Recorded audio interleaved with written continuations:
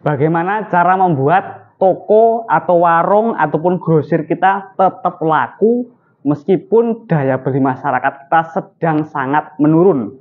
Oke teman-teman, jadi sebagai seorang sales, sebagai seorang yang sering melakukan joint visit, saya paham ya teman-teman beberapa faktor atau penyebab sebuah toko atau warung ataupun grosir itu lebih laku, lebih laris produknya dibandingkan dengan toko atau warung lainnya. Nah, di sini saya akan share semuanya. Semoga ini bisa menjadi evaluasi untuk para pemilik toko, pemilik warung, atau pemilik grosir yang sedang sepi dagangannya. Siapa tahu dengan melihat video ini, teman-teman bisa mengambil ilmu dari video ini, ya. Oke, jadi video ini ya teman-teman saya buat berdasarkan riset, berdasarkan pengamatan ya, yang saya lakukan setiap harinya, ya. Karena setiap harinya saya ke lapangan, saya berinteraksi dengan pemilik toko maupun pemilik grosir. Jadi saya sedikit banyaknya paham ya teman-teman. Jadi sekarang ya teman-teman, di tahun 2025 itu banyak banget toko-toko yang bermunculan ya. Toko retail, warung kecil, bahkan grosir besar pun sekarang persaingannya juga sangat ketat. Nah, untuk menghadapi persaingan yang super ketat, kita juga harus ya punya strategi supaya usaha kita bisa tetap bertahan ya, karena saya sendiri menyaksikan beberapa toko itu sudah tumbang teman-teman, udah bangkrut ya. Kenapa? Karena kalah persaingan. Nah oke, kita nggak usah berlama-lama, tapi sebelum saya memulai menjelaskan tips-tipsnya bagi teman-teman yang ingin membeli produk-produk jaket ataupun kemeja atau fashion yang sering saya pakai, teman-teman bisa tap layar ini atau bisa lihat di sini ya teman-teman. Itu ada link produk yang saya sematkan, silakan nanti bisa diorder ya. Itu untuk fashionnya, fashion joint visit untuk supervisor itu cocok banget teman-teman ya. Oke, kita lanjut.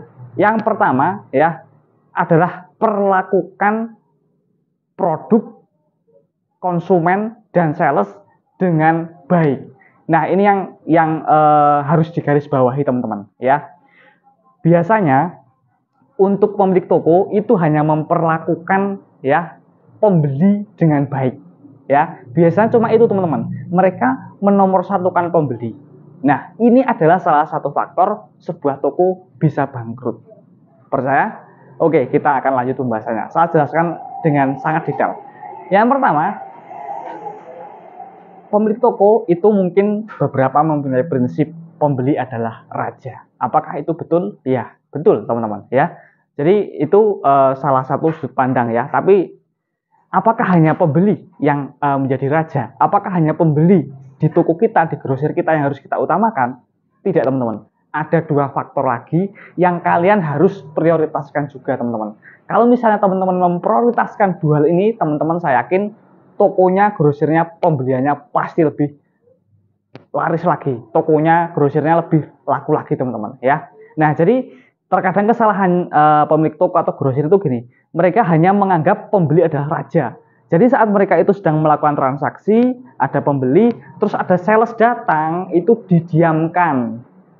Pasti banyak yang seperti itu ya. Ya enggak teman-teman? Pasti banyak yang seperti itu. Saya bisa istilahnya saya bisa niteni teman-teman. Toko yang kalau misalnya sama salesnya itu kurang apa ya, bisa dibilang kurang memperhatikan, tapi sama pembeli benar-benar effortnya luar biasa. Nah, apakah ini salah? Tidak juga. Itu adalah hak dari pemilik toko. Tapi saya ingin kasih tahu teman-teman ya, kalau misalnya teman-teman memperlakukan pembeli dengan baik, kalian memperlakukan sales dengan baik, maka omset kalian akan bertambah. Kenapa? Karena si sales ini akan merekomendasikan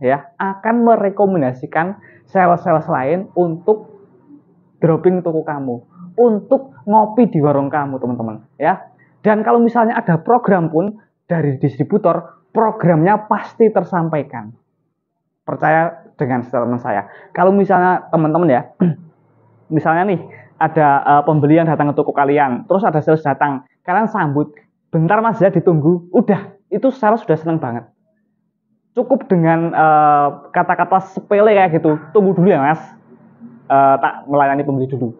Jadi jangan didiamkan. Itu sales udah seneng luar biasa. Dan kalau misalnya sales udah seneng sama pemilik toko, kalau ada program misalnya buy one get one atau beli satu slop gratis satu bungkus atau program apapun itu pasti disampaikan. Tapi kalau misalnya kalian nggak ramah sama sales, ada program nggak dikasih tahu. Programnya ya buat si sales, atau mungkin programnya akan dialokasikan untuk toko yang dianggap ramah atau dianggap istilahnya sering menolong si sales tersebut ya.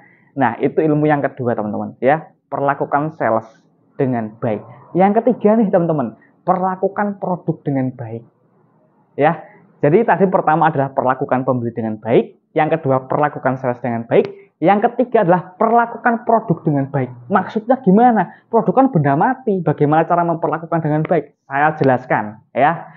Sekali lagi jangan di skip, tonton sampai selesai karena ini sangat bermanfaat banget. Jadi kalau misalnya kalian pemilik toko nih ya, kalian pemilik toko, terus ada sales yang datang ke toko kalian, menawarkan produk, terus si sales itu sampai bilang gini, ya udah Pak Bu, ini kalau misalnya belum berani, saya tak titipin dulu barangnya, saya tak sistem tempo dulu. Nah kalau misalnya sales itu sudah sampai di titik memohon seperti itu, hargai teman-teman ya. Kalian sebagai pemilik toko atau pemilik grosir harus menghargai. Kenapa? Karena tidak semua distributor itu support sistem tempo atau titip jual atau konsinyasi. Bisa jadi sales itu memberikan sistem tempo, dia itu ke kantor itu bayar pakai uangnya sendiri. Jadi istilahnya nalangin dulu teman-teman ya. Bisa ini ya teman-teman, bisa dirasakan ya. Jadi si sales itu niatnya kepengen kerja, nalangin dulu. Nah, terus kalau kalian nggak memperlakukan produk mereka dengan baik, cuma dipajang di belakang etalase, kasihan teman-teman, ya, kasihan.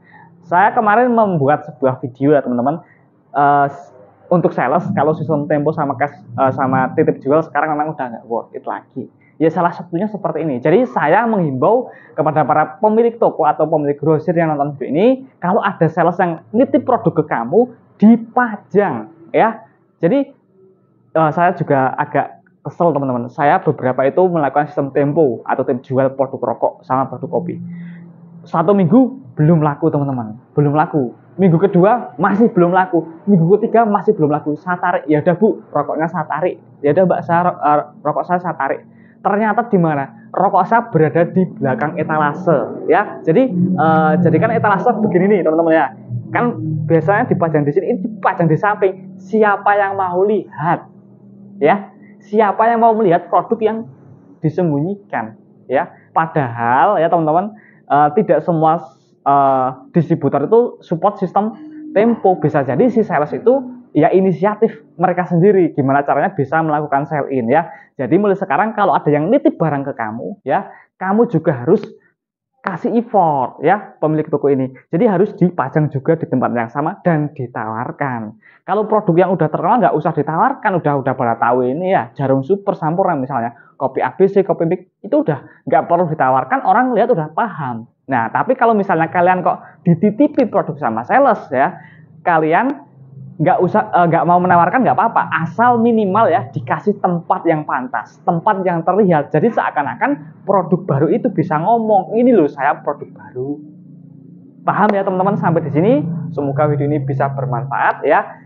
Jadi untuk memperlakukan produk dengan baik itu bukan hanya kepada sales yang sistemnya tempo atau titip jual, tapi kepada sistem yang sales yang sistemnya cash, produk baru, produk yang udah terkenal sekalipun, semuanya harus diperlakukan dengan baik ya. Kenapa? Karena ya kita nggak tahu teman-teman, suatu saat produk mana yang akan laku di toko kita, di grosir kita ya. Kita nggak tahu produk mana yang suatu saat akan menjadi profit terbanyak kita nggak akan tahu. Jadi kita jangan mendiskriminasi ya teman-teman, diskriminasi. Oke, kita nggak usah diskriminasi kepada produk-produk ini produk lama, ini produk-produk, nggak usah lah ya. Kita perlakukan semuanya dengan baik. Kecuali misalnya nih, saya ada program etalase nih. Nah, Bu, ini untuk yang pertama kedua itu untuk rokok saya, yang ketiga bebas. Nah, itu yang pertama kedua harus diisi produk dari saya teman-teman ya. Jadi kalau misalnya untuk istilahnya produk yang sifatnya dikontrak sama brand, memang kita harus mematuhi. Tapi yang harus kita usahakan adalah kita harus tetap memberikan tempat yang layak untuk semua produk yang kita jual, ya. Jadi jangan disembunyikan. Kalau disembunyikan ya nggak tahu kalau ada produk tersebut, ya. Pembeli nggak tahu, ya. Oke, mungkin video ini bisa bermanfaat kalau misalnya teman-teman memperlakukan pembeli dengan baik, sales dengan baik, memperlakukan produk dengan baik, saya yakin toko, warung, ataupun grosir kalian akan lebih terkenal, akan lebih laris lagi, teman-teman. Teman-teman pasti akan mendapatkan banyak program lebih banyak dari distributor, dari sales, ya. Pokoknya kalian lakukan hal itu, nanti kalian lihat sendiri dampaknya, ya. Kalian bisa, istilahnya bisa pegang kata-kata saya, kalian terapkan ini, ya. 1 bulan 2 bulan secara konsisten, ya. Kalian ramah dengan sales, ramah dengan pembeli, tata produk dengan rapi, dan lihat hasilnya, ya. Lalu kalau misalnya kalian sudah mendapatkan progres karena menonton video ini, silahkan kasih testimoni di bawah video ini. Terima kasih, see you next time. Jangan lupa ditunggu video selanjutnya. Jangan lupa yang baru ketemu sama channel YouTube ini di subscribe, ya, supaya kita lebih kenal lagi, dan diaktifkan loncengnya supaya kita bisa mengetahui, ya, kalau misalnya saya upload channel video terbaru, ya. Kalau saya upload video terbaru, teman-teman dapat notifikasi. Oke, terima kasih. See you next time.